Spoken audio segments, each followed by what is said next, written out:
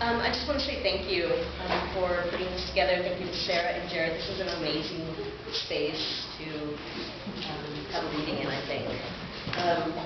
I guess two more things. I want to say thank you for coming to a reading on a Sunday afternoon, because it makes me have a society of people. And then happy International Women's Day. Artemis.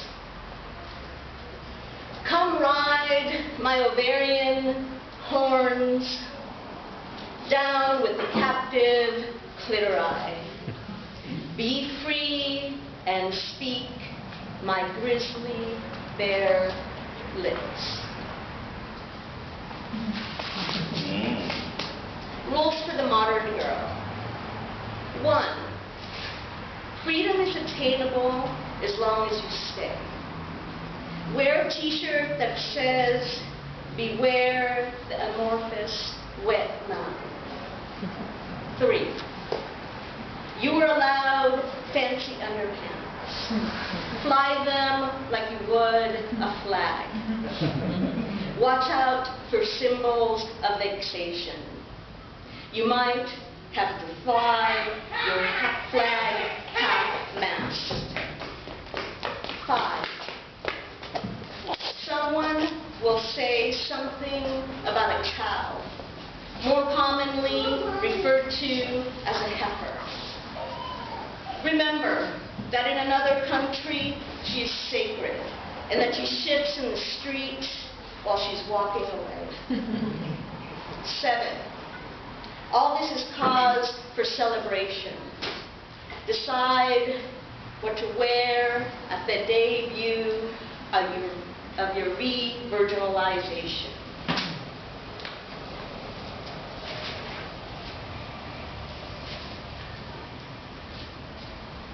Long, deep wound. Gash from the OED. 1. A long, deep slash, cut, or wound. 2. Vulgar, a term for the female genitalia, implying that it looks like a hatchet wound.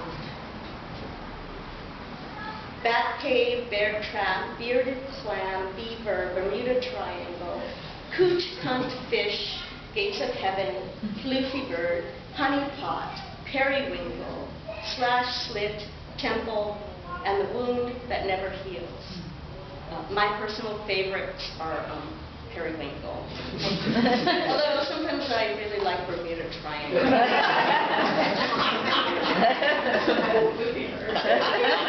Yes, but I'm feeling a little lighter. Yeah, I'm not quite sure where floofy is yet. I think it's Bermuda Triangle. I mean, you can all get lost. Anyway, periwinkle. If Gash was an animal, she might be a blue whale, swallowing you whole, or a shark biting you to bits. In the snowy tundra, she might be a polar bear, opening you up, the hot steam of you rising into the ether. Gash might be the warmth of the Santa Ana winds, helping you to float your boat. Remember, she might be the giant eye, the grand opening, the place you first called home, hungry and glimmering.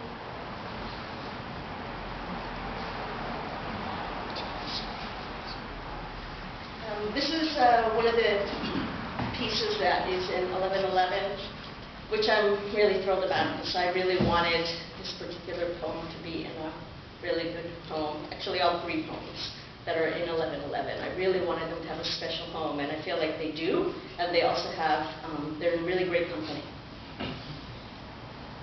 Cut from the same cloth. I am my mother's long negligee, pale and antiquated, like the fluff of her slippers.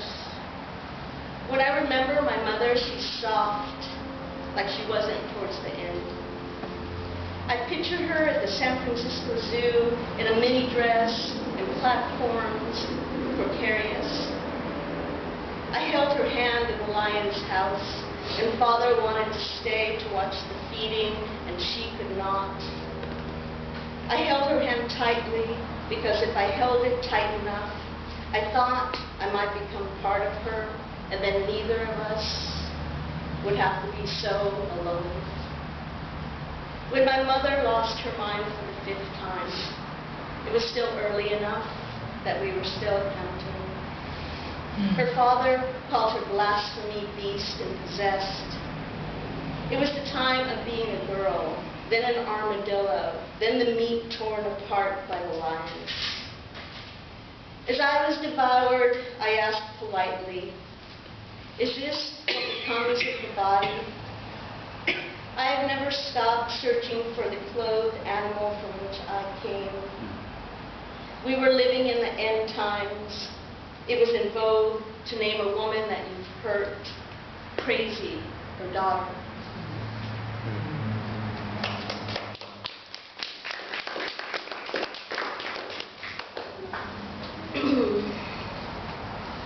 And I guess I want to dedicate the next 2 poems to a friend who I was chatting with today who had traveled to Phoenix, Arizona to visit his family. And he was having a great time until they were pulled over and his son was arrested. Well, they were both pulled over, they were both harassed, there was no reason given, and then his son was arrested. Luckily, his son was released. That happened yesterday, his son was released today. And in our email exchange, what I said to him was that, what's really hard about all this witnessing that we're doing now is that one can turn around and kind of feel like we're helpless in front of the abuse of power and the misuse of power. But I don't think that we are, and I think every time that we speak up, I think we're doing something about it. A sterling elegy. Kareem Abdul-Jabbar says, "There's light now." To define light, open a kaleidoscope of color. Warm skin is so optimistic, so alive. This little light of mine, this little light of yours.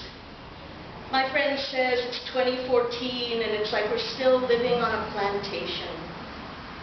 I am writing a poem about addicts in Iran because I cannot bear the NPR coverage of addiction in another country, because I cannot bear the coverage of addiction in this country. I pledge not to be discouraged by news. When the news breaks about Sterling, I say, I don't expect much from a man who owns other men. There's not much new here. Yet, I wait for the verdict because once I did not, and look what happened. Light can be a surprise, a shock, a could you have imagined, this is still going on.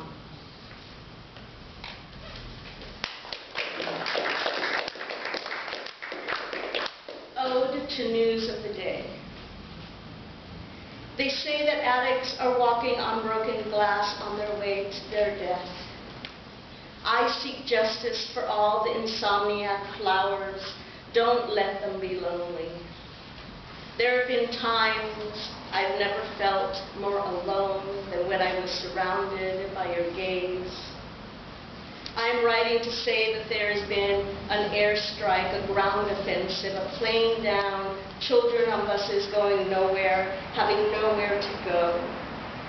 A woman in Baltimore whose body was found and the news said severe trauma, and her brother refers to her as him, because being forced into a chrysalis of pain does not mean you will emerge changed. We are all still learning. Somewhere, someone is injecting botulism into their face.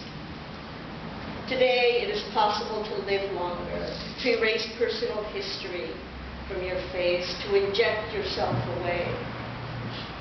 The word addict comes from the Latin attico, which means devoted.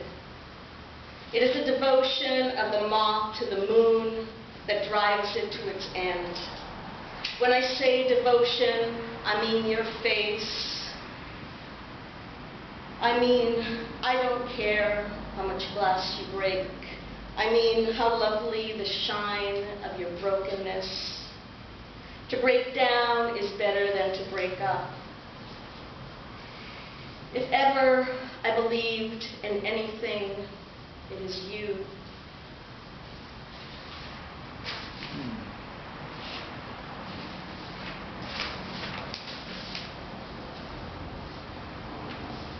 The new story of O. I've always hated that pink is the color of woman girl because I fluctuate between red and black. To be laced into a tutu for such a long time and nothing in return.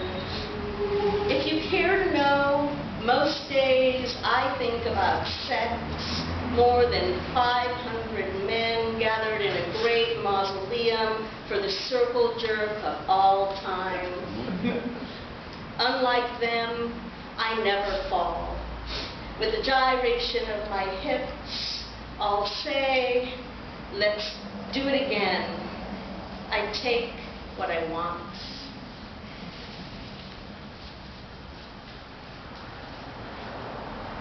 Okay, that was supposed to be a little fun bit.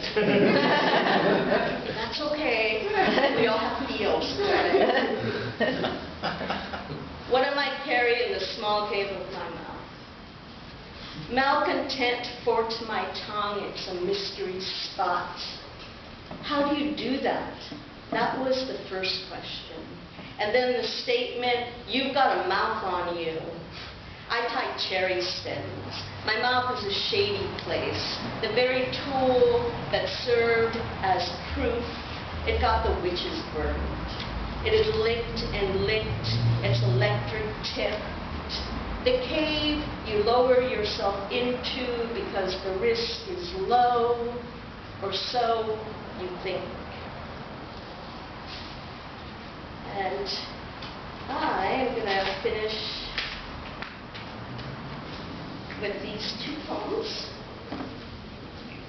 Wild. There are good bears and bad bears. I am one of them. She-bear, a honey and potential man-eating mammalian.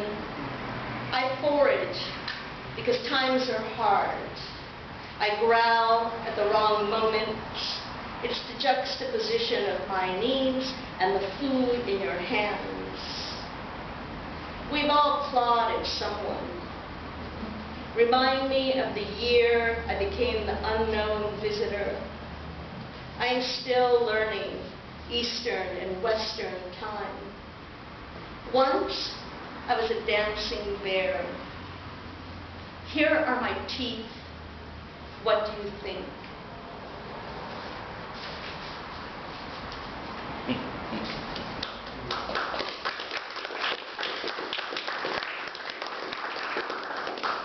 Industrial vagina.